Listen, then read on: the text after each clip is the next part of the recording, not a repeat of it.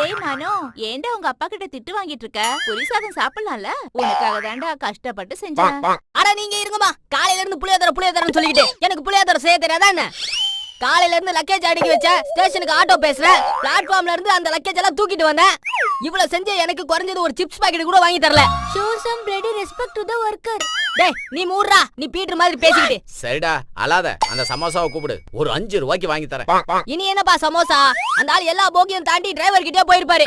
சரி விடு, 5 ரூபா மிச்சம் தானே. அப்பா ஸ்டேஷன் வந்துருச்சு, அந்த 5 ரூபாவை கொடுங்களேன், ஒரு சிப்ஸ் பாக்கெட் வாங்கிக்கிறேன். வெளியில பாத்தியா எவ்வளவு ஆளுங்க இருக்காங்கன்னு? வெளியில போடினா உள்ள வர முடியாது, உட்காரு. அப்பா உங்களோட ப்ராப்ளம் நான் மிஸ் ஆயிடுவேன்றதா இல்ல அந்த 5 ரூபா காலி ஆயிடுன்றதா? பிளான் என்னன்னு எனக்கு தெரிய மாட்டேங்குது. முதல்ல 5 ரூபாய் கொடு, நானே வாங்கிட்டு வரேன். பாட்டிமா அது 100 ரூபா. என்னப்பா முகேஷ், உனக்கு சிப்ஸ் பாக்கெட் வேணுமா? வேணும் அங்கிள். அப்படின்னா உங்க அப்பாட்ட போய் காசு வாங்கிட்டு வந்து வாங்கிக்க.